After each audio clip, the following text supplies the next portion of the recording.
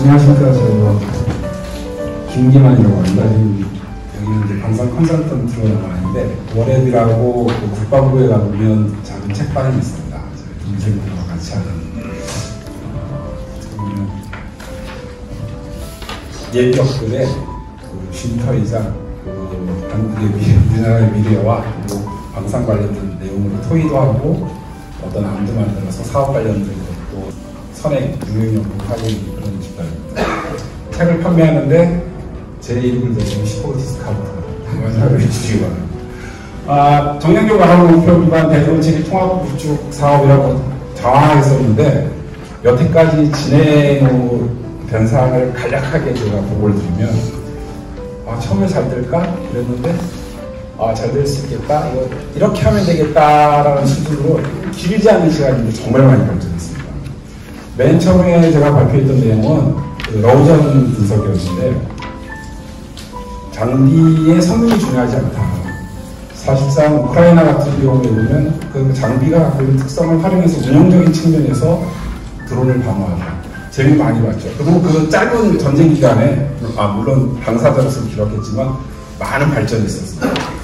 그리고 두 번째 때는 제가 좀 약간 시니컬한 발언을 했었는데 민간에서 먼저 하는데 사실 여기 군인 현역분들도 나와 계시고 그런데 군이 좀 더 끌어줬으면 좋았을 텐데 사실 군이 리드하지 못하는 상황이 좀 안타까웠고 민간이 이렇게 했을 때는 얻을 수 있는 거라고 심리적 위안밖에 없습니다. 그걸 정말 대드론 체계를 할 수 있겠냐라는 얘기를 했는데 그때 이만희 장군이 와서 그 말을 거들어주더라고요. 그 심리적 위안밖에 안 됩니다. 그래가지고 그랬고 세 번째에서부터는 이거 이렇게 번역별로 해가지고 평가를 해서 이미 우크라이나에서도 재미를 받고 우리도 이렇게 하면 되겠습니다 라고 얘기했고 실제 사업 수행은 어떻게 하면 될까에 대한 답도 좀 드렸습니다. SPC 얘기를 했는데 그 얘기를 했더니 대단히 민감하게 반응하시더라고요.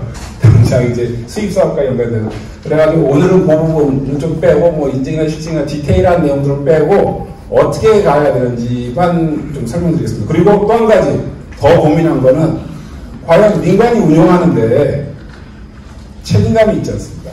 제가 이것도 처음에 얘기했는데 누가 제모의 스위치를 켜겠습니까? 제가 그런 말씀을 드린 적이 있었는데 법령을 많이 찾아봤습니다. 그것 때문에 우리나라 시스템이 의외로 훌륭합니다.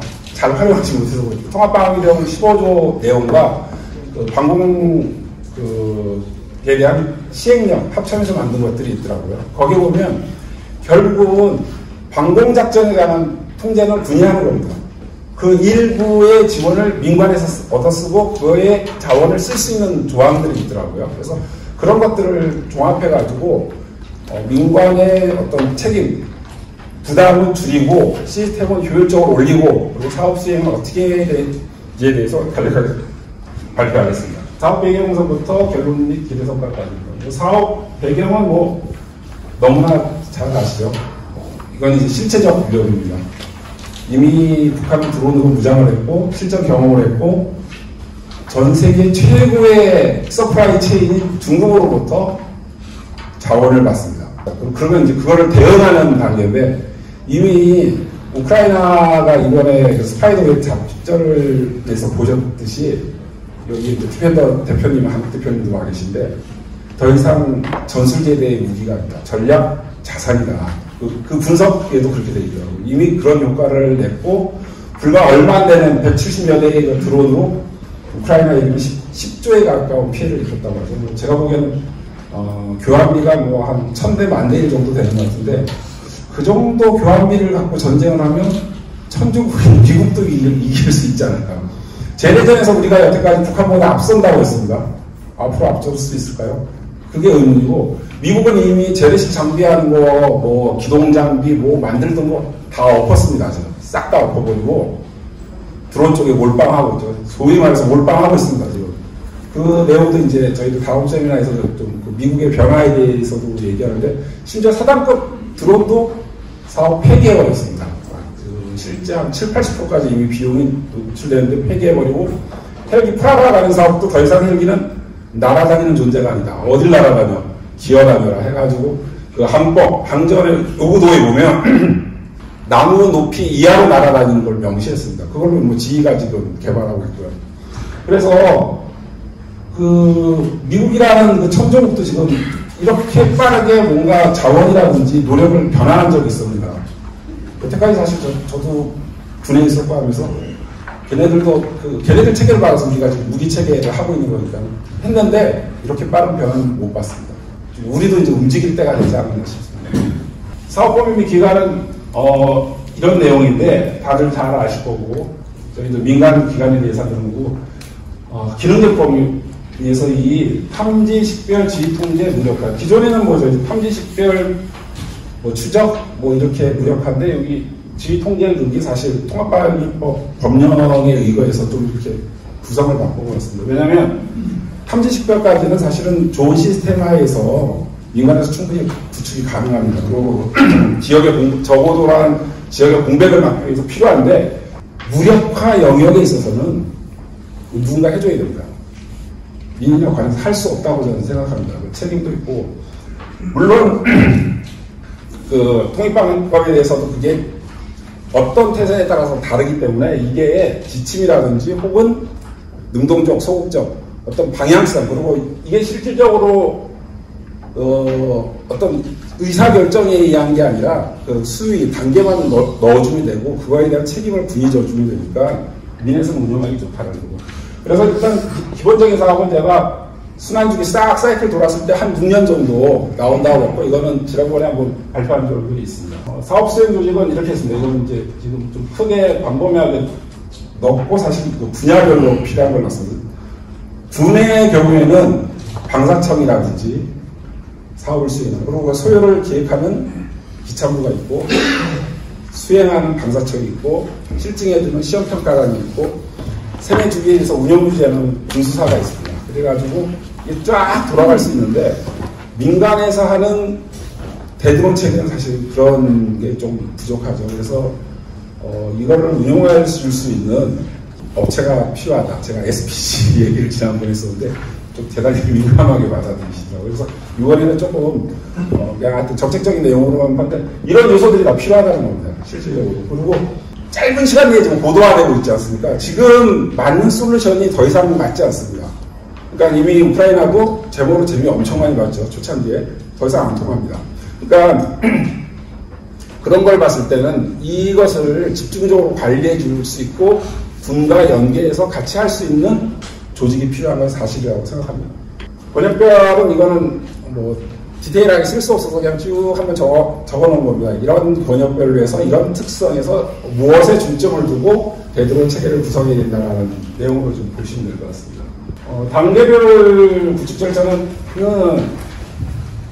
군에 우리 무기도 전력화하는 것을 차용해 왔습니다. 제안요청서를 작성하고 제안서를 받아서 평가하고 그리고 대상 업체들을 어떻게 여기 이제 숏리스트라고 해서 뭐 3배수에서 5배수 정도 뽑겠죠. 그래서 거기에 대해서 평가를 하는 건데 여기에 이제 추가적으로 디지털 트윈, MNS 이런 게 들어가죠. 왜냐면 대드론 체계가 구성될 때 가장 효율 있게 효과적으로 구성할 수 있는 솔루션은 있습니다. 지역별로. 그것을 이제 디지털 트윈, GIS 정보라든지 각종 정보를 해서 디지털화 시키고 거기에 모델은 시뮬레이션 해가지고 최적의 안을 만들어 보자라는 겁니다.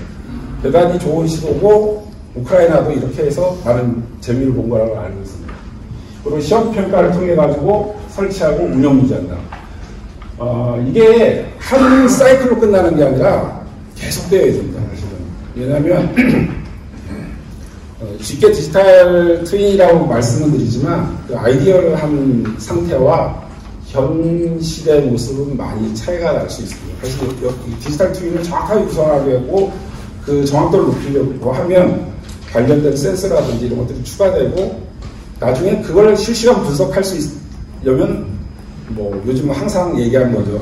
모든 말끝에 나오는 AI 같은 것들이 필요하기 때문에 한 번에 끝날 수 있는 건 아니다. 계속적으로 지속적으로 발전시켜야 된다고 봅니다. 디지털 트윈 같은 경우에는 이 시나리오 같은 경우에는 구축하는 거는 역시 군에서 해줘야죠. 군에서 리드해줘야 되고 그 시나리오를 갖고 최적의 솔루션을 만들어내는 과정이라고 보시면 됩니다. 이거는 다음에 나오신 솔비 대표님이 더 자세히 설명해 주실 거라고 생각합니다. 그리고 여기 나오는 측정 방법 뭐 이런 거는 방사청에서 사업하시는 분들은 익숙한 내용들이라서 생각하겠습니다. 그리고 실증 및 인증 절차, 이거 역시 이미 청에서 청사업 관련된 것, 지침 뭐 이런 거로 이미 잘 돼 있습니다. 우리나라가. 그런 루틴에 태우면 문제없이 될 것이다. 그리고 계량적 인증 표준 체계, 이것도 다 되어 있죠. 그래서 이런 것들에 태워가지고 차용해가지고 쓰면 되고, 이제 걱정되는 거는 실제 디지털 트윈과 현실과의 괴리, 이격이 있지 않습니까? 이걸 계속 보완하면서 줄여나가야지 디지털 트윈이라는 것 자체가 의미 있는 솔루션으로 오는 거기 때문에 아까 말씀드렸듯이 한 번에 끝날 수 있는 건 아니고 거기에 필요한 센서라든지 AI라든지 추가적으로 들어가는 자원들, 그 다음에 발전시켜야 될 부분들은 많습니다. 위험관리 품질보증 요소도 ISO 9001인데 이거보다 우리 국방 인증이 훨씬 더 까다롭죠. 잘 돼 있습니다. 우리 이미 청해에서 만들어 놓은 거 국방부에서 해놓은 게 있기 때문에 이런 인증 절차, 그리고 보안 인증도 이미 특권이라든지 해놓은 솔루션들이 있기 때문에 최근에 양자까지 쓰고 있어서 이런 것들을 적용하면 될 것 같고요.